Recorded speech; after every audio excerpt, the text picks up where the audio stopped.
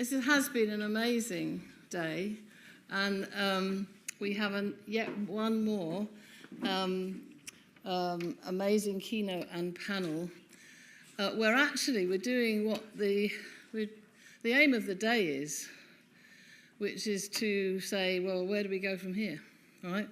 So this is really important. I just want to say a couple of things before we... If at the end of the session, can all the panelists and speakers come up and we'll do a group photo? And if any of you want to come up on stage when we're finished and have photos with Alan here, and I will make the point that this was actually developed, the ACM meeting, where we celebrated his 100th birthday. This was one of the images generated. It was from some people who did some amazing 3D stuff, took the photo, the famous photo, and generated this bust from the photo. So it was all beautiful computer, maybe some AI stuff that went into making that. There are several of those, by the way. So. Right, so it's now my pleasure to introduce my old friend, Nigel Shadbolt, who is perfect for this session because he's both a philosopher, well, actually a psychologist, and a computer scientist. And I have watched Nigel fiddle with his computer in ways that I couldn't possibly do. I remember that trip to China, Nigel. Remember that trip to China where you lost all your data as we went through the firewall? Anyway, he knows more about computers than probably most people in this room, but he's at heart a philosopher and a psychologist, and that's why he's so perfect for this final keynote. Nigel came to Southampton in 2000, and with Nick Jennings, we were the I Am group for 12 years. Nigel was the I, intelligence, Nick was the agents, and I was the multimedia. And those were heady years for us as scientists. We've all gone on to do a great thing since, but while Nigel was in Southampton, we started the web science research discipline with Tim Berners-Lee. That, by the way, is 20-year-old next year if we want something to do. And because that was about the socio-technical study of the web, and we're now talking about the socio-technical study of AI. And the methodologies, for those who like methodologies, are the same. Nigel is well known for having founded the Open Data Institute with Sir Tim, and all the work he's done there is amazing. Then he went to be principal of Jesus College at Oxford, where he still is, and has done amazing things there. And I'm going to finish by saying that this is the man for whom the word sesquipedalian was invented. Look it up. Nigel.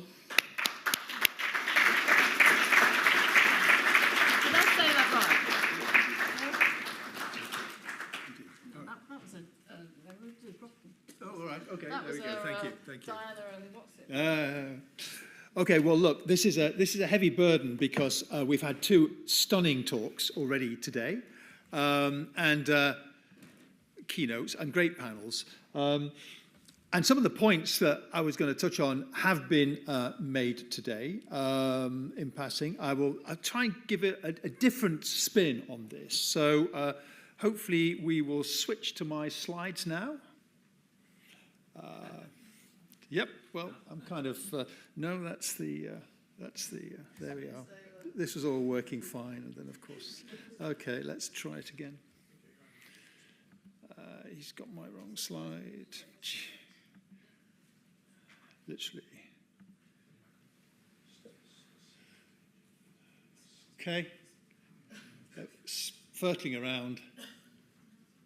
1 minute he's saying.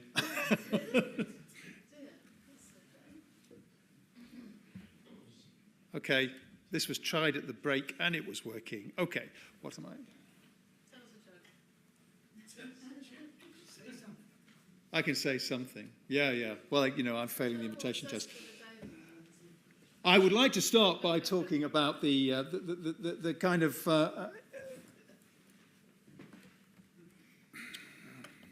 Yep. Okay, that's always a way.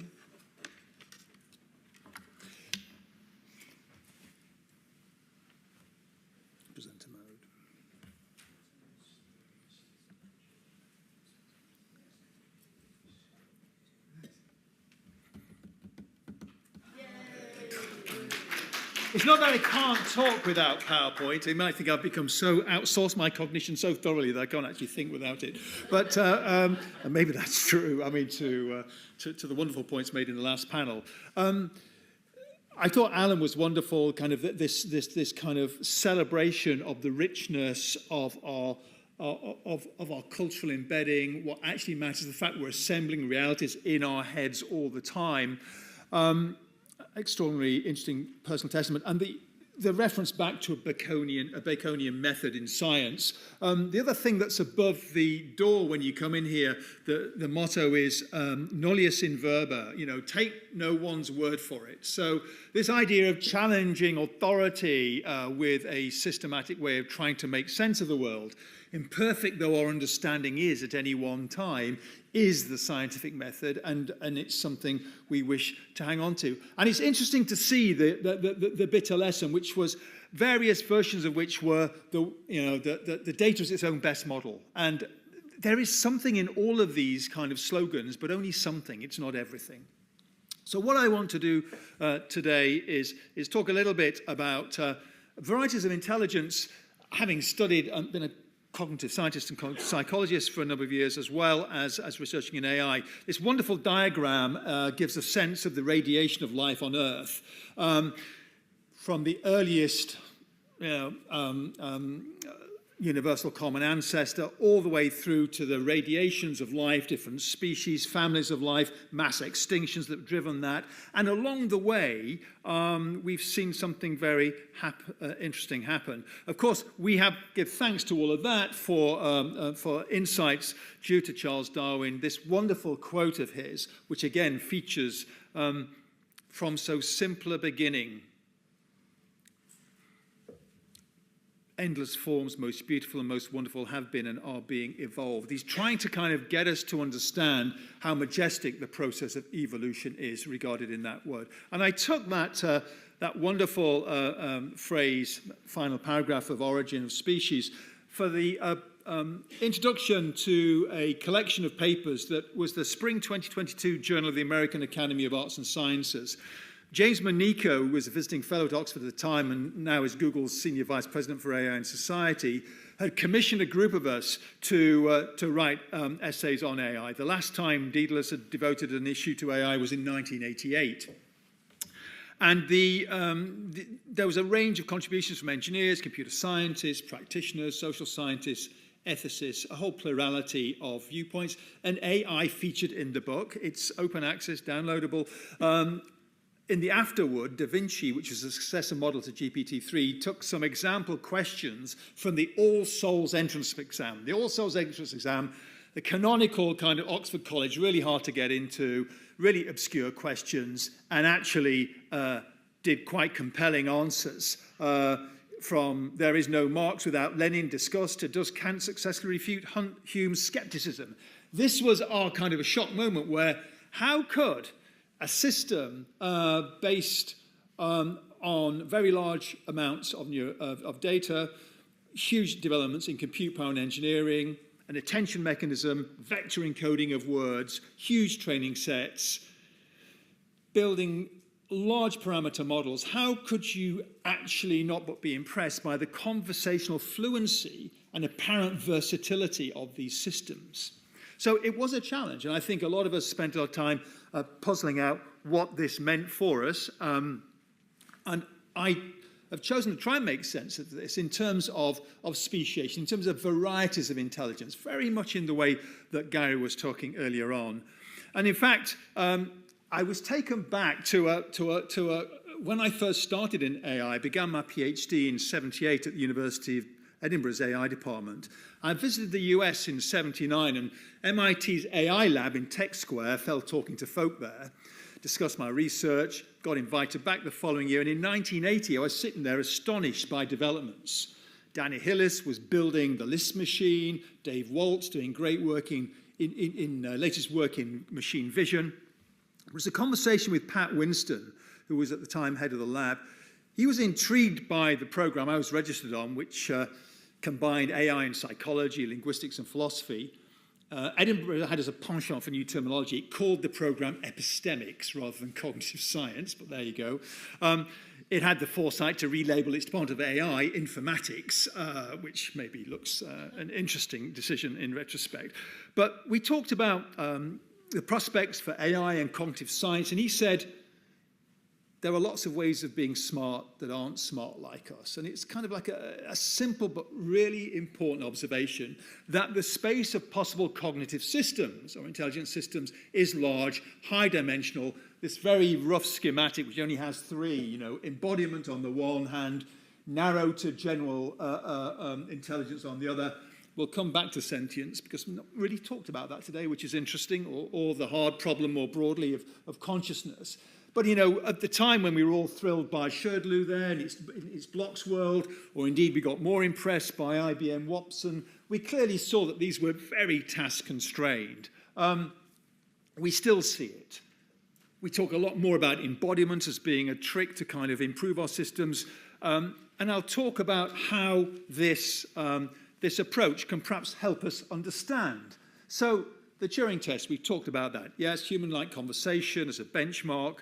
But the nature of AI systems and nature itself show us alternative intelligences, powerful, non-human in structure or goal, but it helps us understand perhaps how we might design, evaluate, and govern AI. So I'm going to go to the natural world, and you may be aware, one of my favorite examples is Betty the Crow in the top left side there. New Caledonian corvid, work actually from Oxford, that showed these crows are just remarkable at making tools and solving apparently anticipatory tool building to solve tasks, getting things out of beakers of water. And this literally was a stunning result back in the early 2000s when this work was being done. Philosopher Peter Godfrey Smith brought to public attention the notion of alien intelligence, looking at cephalopods, the fact that an octopus can unscrew the cap on a jar and do a lot more besides. Cephalopod cognition by Schnell and Clayton and Kerr, really interesting papers on what the capacities of these systems are.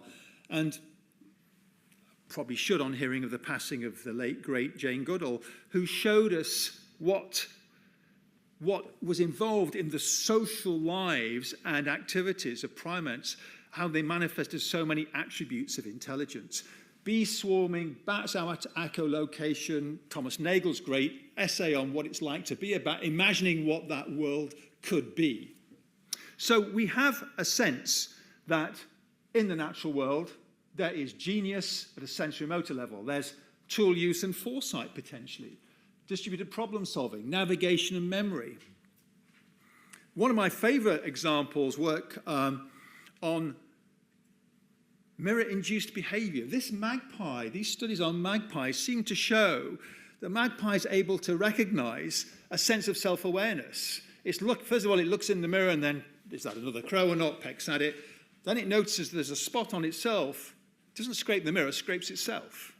What does that tell us? Now, there's contested arguments about what that says about the nature of animal cognition. But the interesting thing is there are lots of ways of being smart that aren't smart like us. And I use that thought to take us into the world of AI because, as Gary has been saying for a long time, I've used this slide repeatedly, there are lots of varieties of artificial intelligence. Lots of varieties. And we have been absolutely transfixed by a subclass set of methods from machine learning. We're starting to rediscover that there are other approaches as well, and we hear a lot about the agentic turn, agent-based computing making a resurgence. Although, interestingly, it's taking the agentic community a little while to discover that you can't do that by having non-determinism in systems. You need to be very careful about how you construct these agent architectures.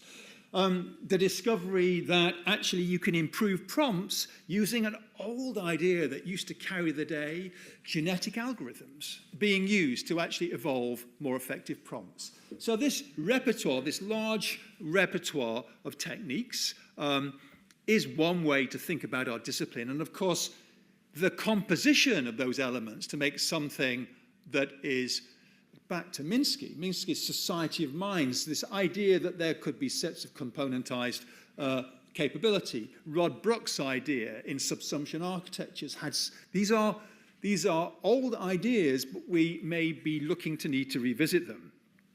The other thing to say here is that the evolutionary metaphor, actually you can see it just in the way diagrams like this get presented all the time. The evolutionary tree of various forms of bidirectional and transformer architectures from originally that fundamental insight in Word to Vec, which is that and this is one of the really powerful things about developments in AI, is that often the breakthroughs have come when you fundamentally re-represented the problem or the world. And this re-representation as words, as vectors, changed everything in our field. Back in the day, good old-fashioned computational linguistics had dictionaries, it had systemic grammatical rewrite rules. That world changed when you could build embeddings in high-dimensional spaces where words with similar meanings clustered together. And what flowed from that was an extraordinary set of speciations. This interests me not least because if you just look in the last few years, variations on large language models, or indeed the particular variation on Llama, one open source model, interestingly open source, no, open weight certainly, because they couldn't actually make the original commercial offer stick. So make a virtue of open source, that variation, that speciation. And what you're seeing in this world is lots of specialization, lots of models that now move from text to become multimodal, lots of models that actually demonstrate you can be quite smart on a lot less parameters, much smaller. Smaller models are getting smarter. And so there's a lot of people asking, what were these massive scaled models actually containing? Where was the business getting done? And the science of trying to understand and make sense of those is a long way behind the engineering that's led to these products. And whether they're open or closed, and by open and closed, we just don't mean the weights. I mean, increasingly, it's difficult to know what they've been trained on and how they've been trained. That's a super critical question if we're to understand, as we'll come on to, the provenance chains on these things. Security, alignment, data integrity, lots and lots of things happening. This, of course, huge rush, partly, and Gary alluded to it, driven off this observation that there seemed to be a power law that the bigger you made your data, your parameter models, the more capable they came. And that chase, that race to that extraordinary explosion of compute power, energy requirements, data requirements. But I think there's very clear evidence now it's hitting a ceiling. It's a sigmoid of some description, and we've got to think about how we manage that. Interesting other thing that hasn't been researched enough is when you look at even the early models, like this is the Palm model, for example, trained on about 380 billion tokens, the amount of, half of the training was social media. And one can imagine what they had to spend their time doing in the early days, detoxifying, taking bias out, whole range of stuff. 4% was from Wikipedia in all its language forms. Turns out you take that out of the training sets and you get very, very significant deterioration, degradation of the competence. So whilst Elon may want to replace he's got a thing about doing for Wikipedia with Grok Media. I think that has been an extraordinary public good that has driven a lot of the work in AI, recent AI.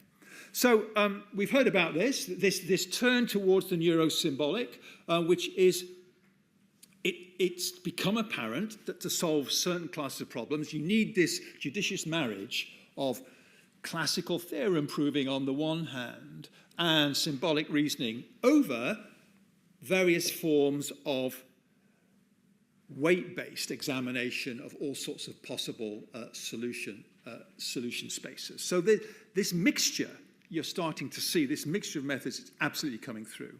Gary's talked about the various deficiencies of models. We know they've been crummy. I mean, in the early days, you just had to give a couple of large numbers and see it multiply it inappropriately. They finally woke up to the fact that the best thing they could do is invoke a Python calculator to do sums, right? So, okay.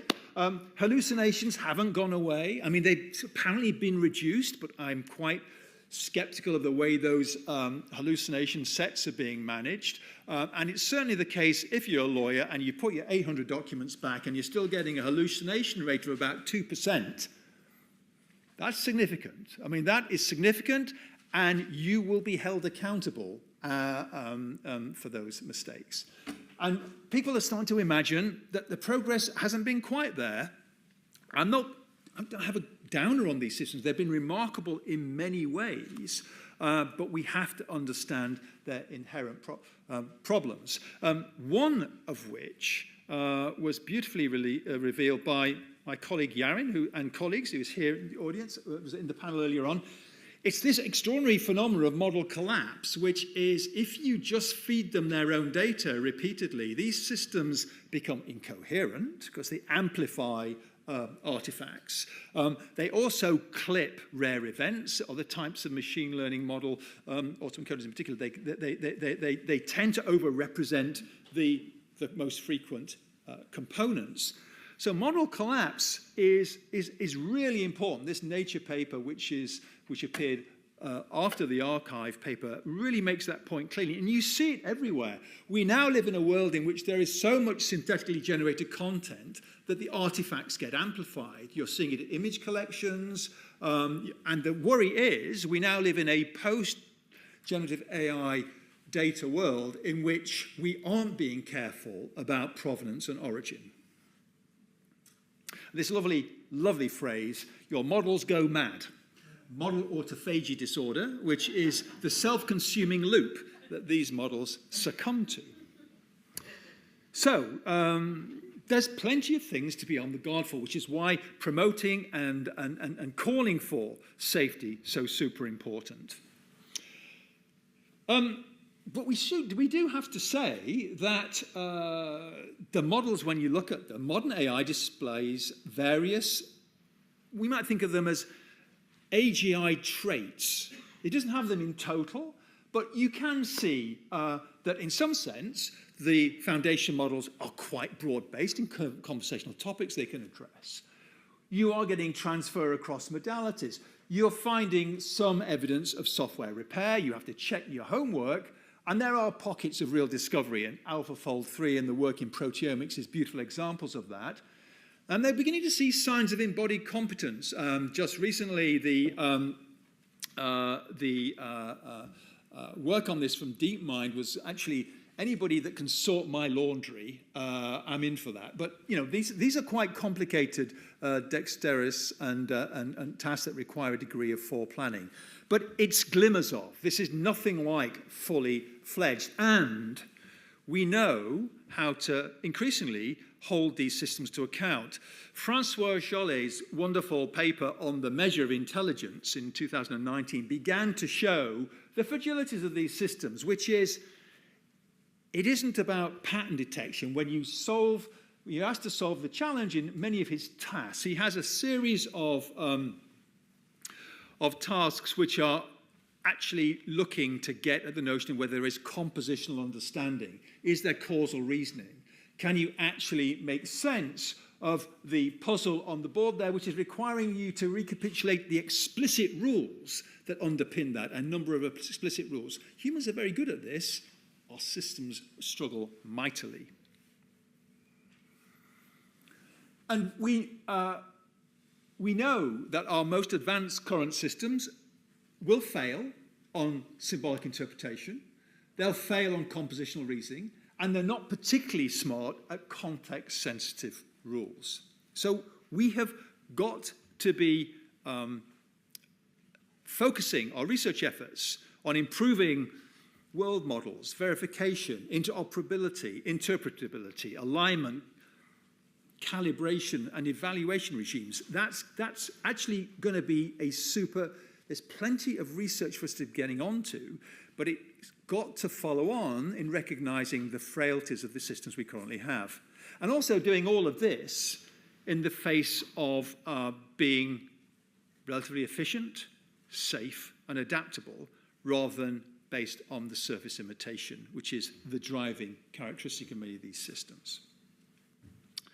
So I was trying to think, the panel was about what does the future look like?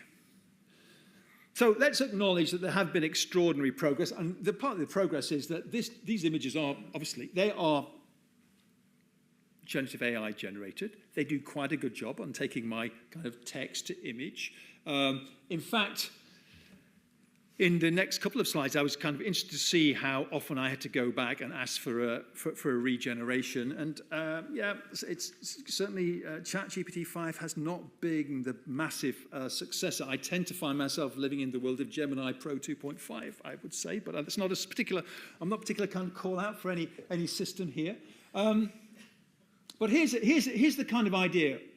Imagine a world in which we were able to genuinely build agentic architectures which had a degree of determinism, that you had reasonably confident that running under the same conditions, your agents will behave in a broadly similar way. Obviously, the context may change, but at the moment, these agentic systems can be wildly non-deterministic and quite insecure. Imagine that you've solved not just a cross-modal, but a pan-modal integration of data. So this is an example that I think is quite nice. This imagines, you've got your mechanic there.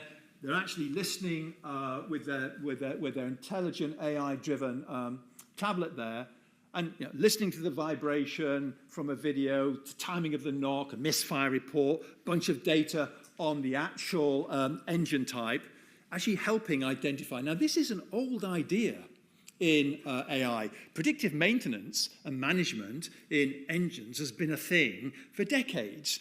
Doing this, in some sense, in an enhanced way, these seem to me to represent really interesting challenges to take us on the way.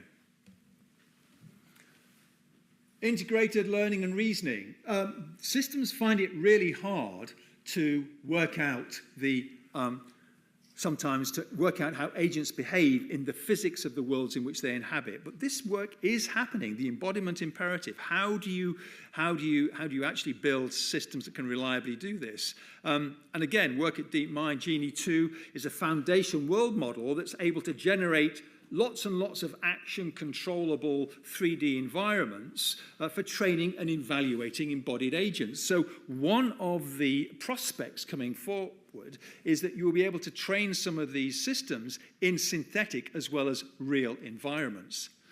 The challenge in all of that is there are a lot, unless the models are really representing the underlying principles, the actual physics of the domain, you get all sorts of weird outcomes. And this is a hard research problem still.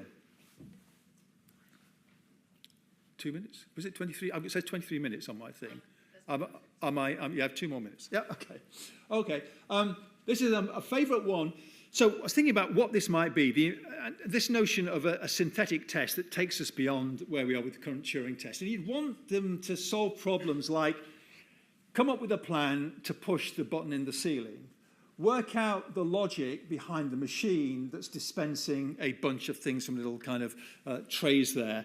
There is a logic to the machine. You want the system to infer it and interpret it. These are hard tasks. They're tasks that we find a bit challenging some of the time, but it's what we're being, I think, trying to develop as AI researchers who take the promise of these systems seriously. Final couple of slides. Now, this is the philosophical zombie. We haven't talked about the philosophical zombie. I thought it might have turned up today. This is, even if we build all of this and we have an incredibly fluent, versatile set of capabilities, do we actually think that any of this equates to anything we would think of that might have a set of opinions or feelings about all of this? Brings us on to the final problem, the hard problem of consciousness. But notice here that the idea is to move from sandbox to laboratory to the classroom, where we're trying to stretch the capabilities of the AI systems further and further. And will we get to the stage at which, We've got all of this behavioral equivalence, and we're still scratching our heads. And that's when you're going to be turning back to ideas from neuroscience and psychology, whether it's the global workspace theory or integrated information theory, that are trying to understand, is it a property of certain architectures that are integrating information in a particular way that they will, in some sense, the flame of consciousness is born? We don't know.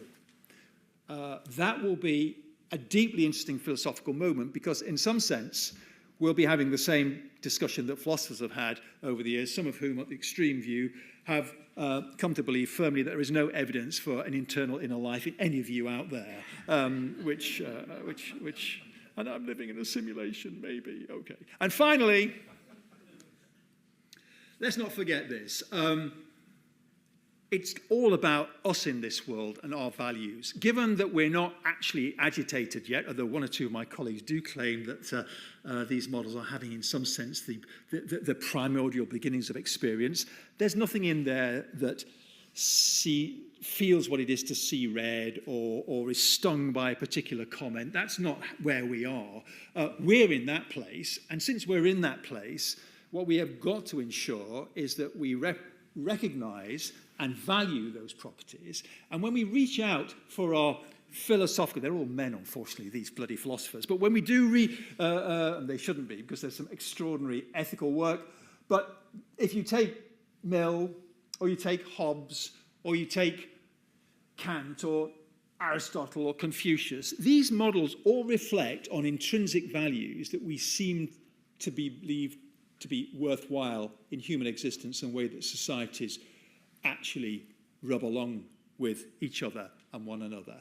And that is fundamentally something we should be thinking of at the front of our deliberations. We've got to think very carefully about what launching these techniques into the world actually does to those values. Thank you.